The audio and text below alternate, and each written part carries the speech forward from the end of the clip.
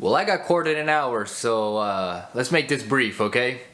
And speaking of court, boy are we back for more Ace Attorney, this time with its sequel, Justice for All. Released for the GBA in 2002 and later for the DS in 2006, which if you remembered what I said back in the Ace Attorney review, it was all in efforts of localizing the franchise and branching it out to Western audiences. Now I won't bore you too much with the details because I already did that in that review, so if you want to know more about that, head over to that video and come back to me when you finish your investigation. But Justice for All, now this one I have a little funny history with. Knowing how much fun I had with the first game during my whole lawyer craze in middle school, I actually did not pick this game up after beating Ace Attorney. For some reason, my brain overlooked Justice for All and thought, why not play Trials and Tribulations next? Completely forgetting the sequel even existed. And after beating Trials and Tribulations, instead of going back to Justice for All, I ended up playing Dual Destinies later on the 3DS instead. Now, why did I jump to Dual Destinies and not Apollo Justice? Now, that one's gonna be for another time. But as you can clearly see, I had one huge hole when it comes to the original trilogy, and it's because my brain somehow didn't like Justice for All. Yeah, Justice for All eluded me, man, or rather I should say, I eluded it for so long that now that I'm forced to face with it for this marathon, well,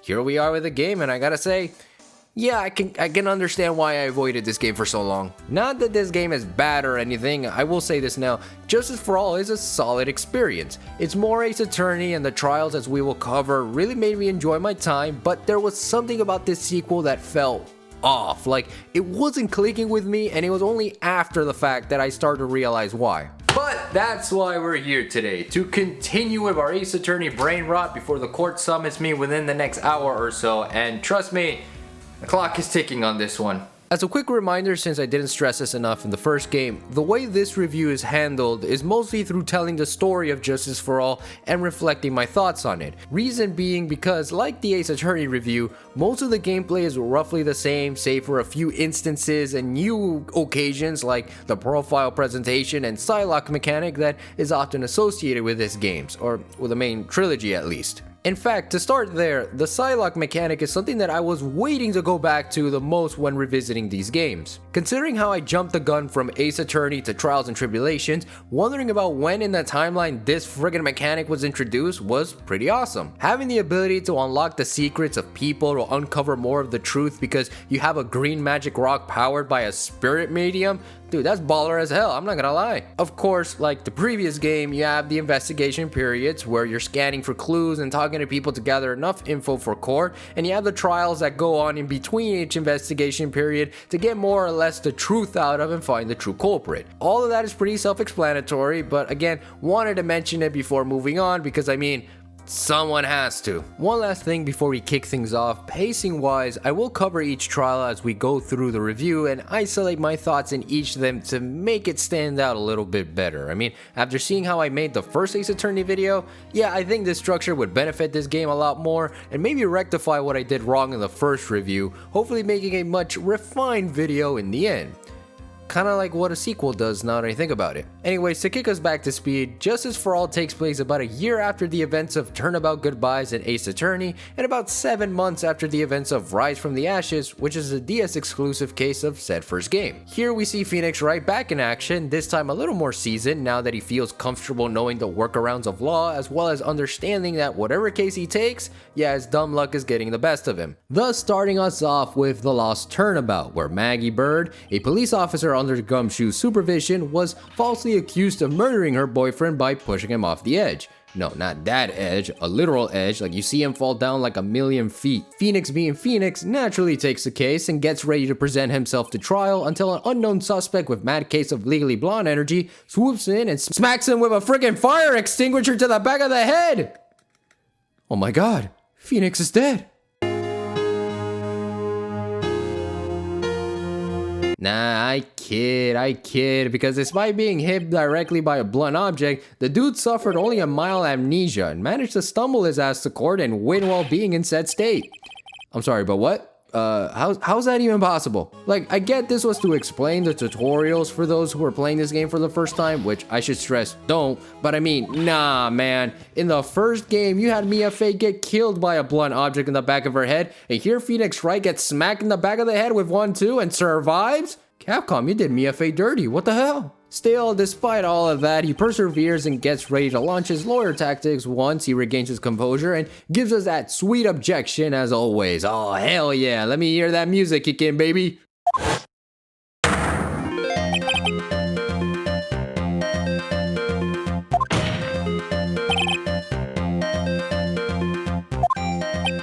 Wait a minute, this isn't the objection theme. What the hell was that? Okay, so remember how I said in the beginning of the video that there was something about Justice for All that for me felt off?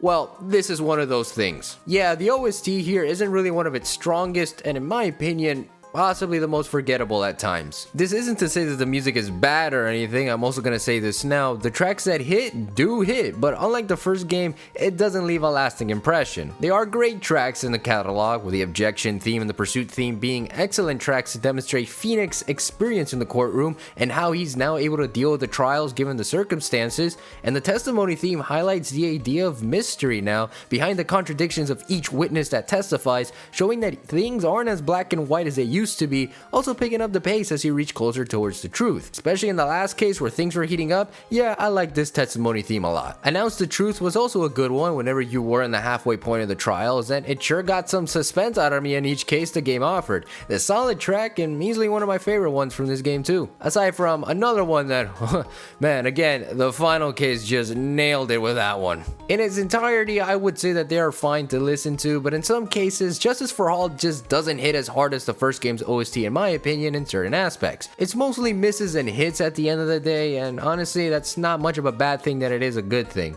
Anyways, what was I saying before this? Oh, right, the Lost Turnabout. After slowly recovering his memory, Phoenix Wright delivers the final verdict against this rich fuckboy by the name of Richard Wellington, who turns out to be part of a con artist group and was pissing his pants when he found out his phone was retrieved by a police officer. Yeah, your petty privileges wasn't going to save your ass here, now get wrecked, bitch! But that case was the least of Phoenix's problems, as despite winning big, Justice for All threw a lot more curveballs coming his way, and big ones, that's for sure. Even though timeline-wise, this trial is after Reunion and Turnabout, but whatever, man, we take it, I guess.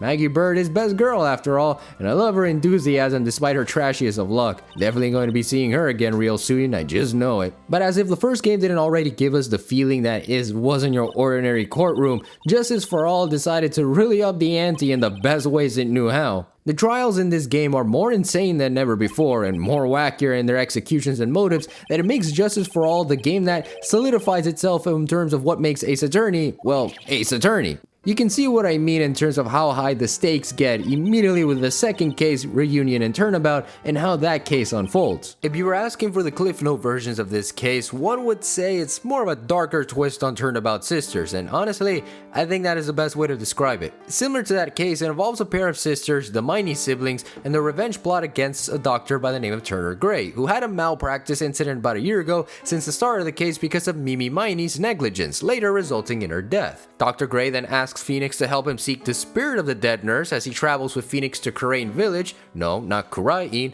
Kurain, where he reunites with Maya as she is the one who will channel the dead Mimi Miney and confess her own malpractice. Now this obviously results in Maya being set up for murder again and a conspiracy theory with the Faye family with Morgan Faye, Maya's aunt, and the introduction to Pearl Faye, who I swear if someone hurts her, I will come after them. Pearl is also the one that introduces you to the Psylocke ability as mentioned previously, where she channels some of her power to the Magatama that is now in your possession. With this, you now have the ability to unlock the secrets that are trapped within a person so long as you have the right evidence to back your claim. Yo, yeah, this ability isn't one to be used lightly, so I recommend throughout your time with this to treat it with the respect that it deserves, otherwise you're gonna have a very fun time. Lara Hart from Turnabout Goodbyes also returns for this one, making her debut as a paranormal photographer, only to then quit right after seeing the murder take place and taking the stand much like she did in the first game. Man, I friggin' love her. There is also Annie Miney, the younger sister of Mimi that Dr. Gray wanted to summon from the grave, who is just a bumbling airhead that made me think twice about who she really was throughout the entire case. Yeah, you're not fooling me, I've seen anime, I know your fucking type. Oh, and I guess there's also this weird guy who calls himself Dr. Hottie. Yeah, that's about much of an acknowledgement I'm gonna give to this guy, honestly. But of course, the trial proceeds, and instead of dealing with Edgeworth as the prosecution, because according to Phoenix, he is no longer here, you face off against this game's main prosecutor, Von Karma. Wait, Von Karma is back? Oh, hell yeah, baby. Let's go for round 2. Let's see how jail's been treating your ass since Turnabout Goodbyes. Wait, you're not Von Karma? So as it turns out, this is Franziska Von Karma, Manfred's daughter that, like him, is hell-bent on maintaining a perfect record, and for Franziska, keeping up with that legacy since the age of 13. Holy crap. Where are the child labor laws here, Capcom? The hell? Honestly, I'm more surprised that Von Karma fucks. Jokes aside, I like Franziska as both a character and a prosecutor. Considering this was her debut, even though I knew of her in Trials and Tribulations, I love her all the more now after playing this game. She is ruthless like her father, but she has more of a human side to her in terms of pursuing the truth and getting her verdict, similar to Edgeworth but more extreme to a degree. Throughout the game itself, we see her sort of evolve into the person she becomes for the rest of the franchise, where she soon realizes what it means to be a prosecutor in the same vein Edgeworth learns in the previous game. And how she pulls the greatest twist of all time, in my opinion, for the final case. Oh yeah, she's one hell of a girl boss. Though Franziska girl, love your personality and all, but can you kinda like loosen up that whip privilege a little bit? Like sheesh, you got me wincing at poor Phoenix every time you use the damn thing, and sometimes I feel like you're out to get me too. But going back to Reunion and Turnabout, naturally this case was where you feel like you're playing the game for reals as you slowly uncover the truth behind Dr. Gray's murder. Inch by inch, you're chipping away at the conspiracy of Eenie Miney, who turns out to be the real Mimi Miney and plotted the most bizarre murder with Morgan Fay, all in efforts to enact their revenge, being the main theme of this case. Yeah, you thought I was joking, but that's what this case was all about really, and I loved how much it emphasized the characters in this franchise in terms of their relationships, especially between the Fay family as a whole, which definitely is going to be a major thing for Trials and Tribulations, just as a heads up there, like, oh, can't wait to talk about that one soon. Seeing Franziska also getting her ass handed to Phoenix was awesome here too, with how she kept thinking she had him only to then realize she had given Phoenix enough fuel in the tank to make his case and say, "But bitch, please." Like damn, Phoenix got sass. And I also loved how Mia returned for this case too, almost on a permanent basis. She sure helped counsel Phoenix throughout the trial, learning more about her along the way as she was being channeled through Pearl this time around. Loved how much she brought out the heavy hitters, I don't mean those, against Franziska, and I'm just so happy to see her reunite with Maya towards the end. Like it even made me tear up a little, and a little.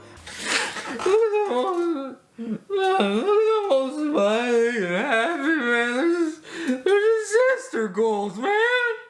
Anyways, up next on the list of trials that we have here, we got Turnabout Big Top, and this, boy, was this a trial of all time. Now, I know that out of all the trials in the Ace Attorney franchise, this one is the most notorious one in terms of how the trial went down, and as much as I tried my best to see past that rose-tinted window, yeah, unfortunately, I can see why people aren't too fond of this one. Nothing felt fun about this case, aside from it being the equivalent to Turnabout Samurais from the first game, making this into one large fluff piece in the scheme of Justice for All's overall plot. For this case, you're in charge of defending hit magician star Maximilian Galactica, who was accused of murdering the ringmaster Russell Berry by means of bopping him in the head, and the whole case was just one big ass circus.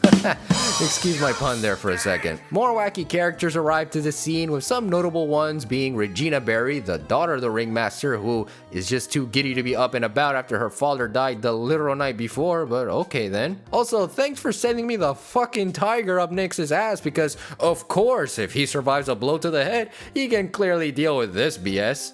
Now that I think about it, I guess that's why he was in Marvel vs. Capcom 3. As bubbly as her personality, I don't like how she is just okay with the fact that a 21-year-old and a puppet are fighting for her love. Like, you're 16. Wait, you're 16? Oh hell nah, Max, you're staying your ass in prison. There's also Mo the Clown, an old friend of Russell, who despite my irrational fear of them, I quite liked his attitude, and now I don't know why I felt like something was foreshadowing after I said that. I mean, I liked when in the first day of investigation when Phoenix gives him a joke about his name, which was met with a deadpan stare, only to then revisit him and lash that joke out all over the place. Absolutely loved it. Clearly it was one fun boomer dad vibe that the more I read his text boxes, the more Danny DeVito suddenly appeared as his voice. Anyway, I started blasting. Bang! And there's Ben and his dummy Triloquist. Oh, I see what you did there. Where I didn't mind them, or at the very least I didn't mind Ben of all people. Trilo can kiss my ass because he was a stubborn piece of shit that I hate seeing Ben put up with it every single time. I hated his guts, both in court and in the investigation period, and I'm starting to understand Mr. Billy Bob John here for stuffing him inside a bookshelf. Though to be fair, that's why Ben's the Woodman after all, so only he could be macho enough to put up with the antic, which, by the way, yeah, that's a Mega Man 2 reference in case you didn't know. This brain only thinks in Capcom. Aside from this cast, the trial itself was as fun as it could be. That is, if I wasn't lying to myself, of course. The first trial of this case was bonkers, and no pun intended for that one, because the testimonies of Trilo and Mo annoyed me. Mo especially. Like, as soon as the judge warned me about cross-examining the fucking clown, I knew right there and then that if I messed up, I was messing up big time, and I hated every single second with this fucker. It was hair pulling to the max, and penalties for this clownfoonery was ridiculous. No, Mo, screw you for making this trial harder for no goddamn reason. I will say that it does get somewhat better towards the later half of that trial, especially with Franziska and her as a character, where we get more bits of lore about her and also Edgeworth. Turns out her whole revenge was actually against Edgeworth, and Phoenix happens to get the end of the stick of it because of the events of Turnabout Goodbyes, and also based on the aftermath of Rise from the Ashes. Because of the events of those cases, Edgeworth just vanishes and leaves a note saying that he chose death, which led Phoenix to never speak about him like he's Voldemort or something whenever Maya brought him up. Like, okay, Nick, sheesh, yeah, we get it. You miss your boyfriend that much, but don't make me bring out the stepladder argument to toy your ass, okay? This news on Edgeworth also left Franziska in a bitter mood because of how much she wanted to go toe-to-toe against him and prove her worth as a prosecutor, even boasting that she was the one who taught her little brother the basics of it. And okay, Franziska, little brother, really? You know the dude is at least my age, right? Like, he has more life experience than you're ever gonna have, so sit your ass down and be humbled by the Chad Phoenix Wright. But besides that, again, the trial was standard, but I am sure glad that Mo didn't have to take the stand again, thank God. But this second half of the trial though, man, you can see Phoenix and Franziska were at each other's throats for this one, trying to solve the mystery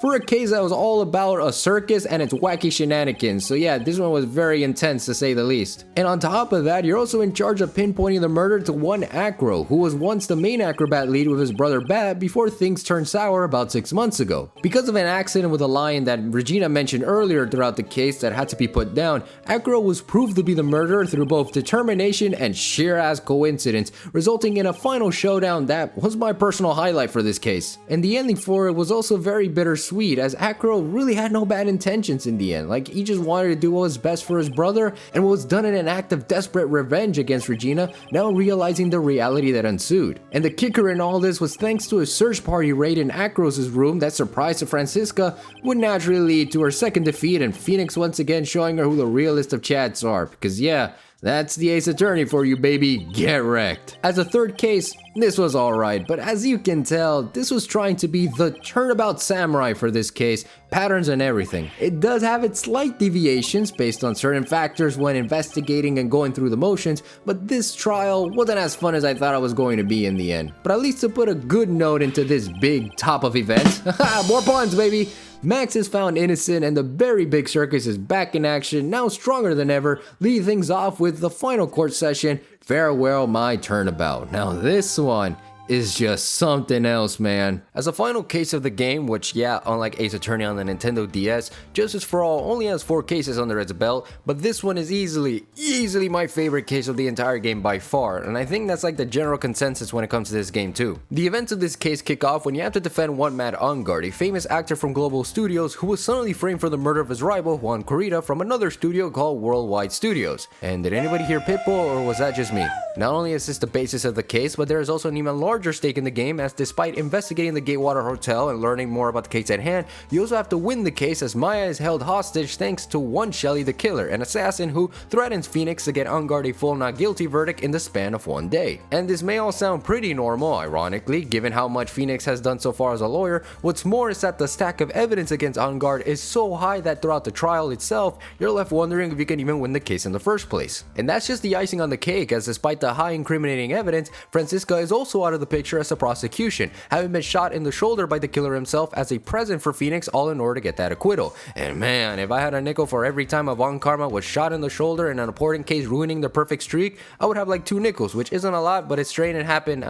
You get the idea. But as things seem like they are in your favor, of course there's a brief interjection from the witnesses' stands, as it seems a third party has arrived to stand in Von Karma's place and handle the case and all its intricacies, being none other than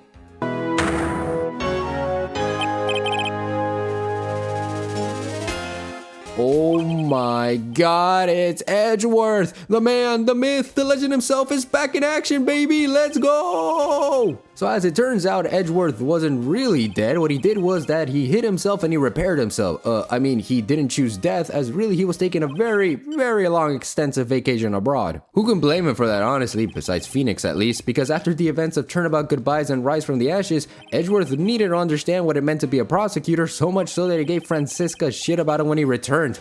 Look at that smug bastard. God, he's so damn cool. And I kid you not, when he returned, oh, I popped the hell off, because the entire time I was waiting, just waiting to see this dude with his cravat show up, and the payoff was so great that this was easily one of the best moments of the game by far. But as you go through the motions of the trial, more and more secrets obviously start to pile up against Angard, as it turns out the murder itself wasn't as simple as it seemed to be. Which, I mean, this is Ace Attorney, so yeah, it wasn't going to be that easy, wasn't it? Some returning characters are back for this case, Lada being, well, Lada, and the return of Will Powers from Turnabout Samurai. Glad to see the dude is alive and well, and looking very nice in that suit, my man. And of course, we can't forget Wendy Oldbags. Oh hell yeah, the goat of goats is back for this one. Now donning a Space Ranger costume, she's back with her security guard antics and of course trying to be involved with the case itself with her testimony like last time, which, man, look Granny, I love you and all, but please shut the fuck up for once, because this trial is already making me nervous as is. In fact, I'd argue based on the first game alone, this case was by far the hardest to solve, mainly because of how interconnected things were getting. The second trial alone was nothing but a long game in the sense of connecting the dots, as it turns out Adrian Andrews, Matt Ungard's manager, was once buddies with Juan Corrida and pulled an elaborate scheme of pitting the crime on Matt in efforts of revenge. Revenge for what? Revenge for her friend Celeste Impax, who was also a major factor in solving the entire case. As a previous manager to Juan Corrida and later on Matt Ungard as we continue through the case, Celeste ended her life because of how much the rivalry pushed her to the edge, which affected Andrew severely. Because of that, Andrew went so far to build a friendship with Juan so that they can pin the death on Celeste to Matt to finally end his career for good, but ultimately failed because as it turns out that after unlocking all the Psylocks that Matt Ungard had to keep his secrets hidden, it results in Matt himself being involved with the crime from the very beginning. Holy shit. Yeah, Farewell My Turnabout has you defending the guilty party, so much so that Matt thinks he has you under his spell once he confesses everything to both Phoenix and Pearl, which, okay, hold up a second. There's also a dude standing literally right behind you, Matt, and you're out here confessing you did it? Bro, in the back, call the authorities or something. Don't just stand there, what the hell? But yeah, Matt confesses everything about how he hired the killer to kill Juan Corrida and made sure to have everything be pinned against Adrian Andrews from the start, which is just insane. Like, dude is a Bond villain, holy crap. Of course, this is to also try and push our Ace Attorney to the edge, as the last half of the trial is also dealing with both Matt Ungard and the killer's bullshit while prolonging the trial to get Maya safe. And I kid you not, this made me sweat my ass off. Again, the stakes were high as hell here, and I have to be honest, I needed a guy to make sure I was doing the right thing here, because I'm telling you, this case was so damn nerve-wracking. But just when you think that it was all hopeless, and after pushing through everything Edgeworth threw your way, hoping for some miracle to occur where we can get Maya safe and Ungard convicted, another sudden entrance happens, also giving us another iconic moment in all of Ace Attorney history.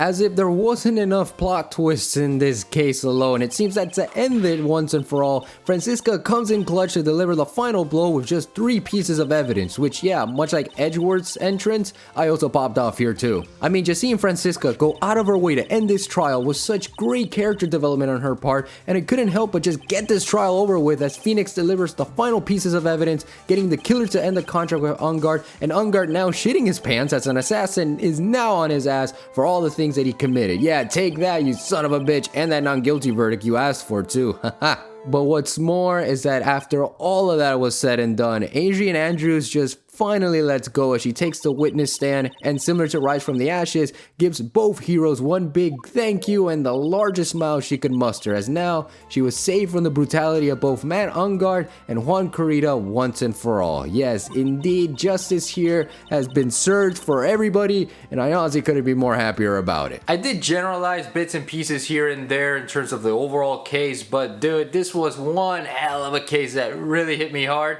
and one that I don't really want to say too much details about, besides of course the bigger picture here. And man, talk about one hell of an ending too. I know that there's also a bad ending to this case where if you don't present the right evidence to the judge, which why shouldn't you do end up winning the case, but at the cost of basically losing everything, resulting Phoenix in leaving the city and never returning again because the miracle never happened. Oh wow, things really got dark there, goddamn. Thankfully I didn't do that because I wanted this case to just get the ending it deserved, and I love how everyone was so involved in it that it was truly the best case I've experienced as of now. Yeah, I know we have Trials and Tribulations coming up next in the review marathon, and many do hold bridge to Turnabout as the best case of the Phoenix Wright trilogy, but Justice for All really nailed it with this one in my opinion. The stakes were incredibly high here, and Phoenix was just in constant despair and just hoping that the case could be done and Maya be safely returned, which she does end up returning, and man, seeing them all reunite after 2 painfully ass days was really a sight to behold. It almost makes me want to tear up again. Oh god, just give me a second, okay?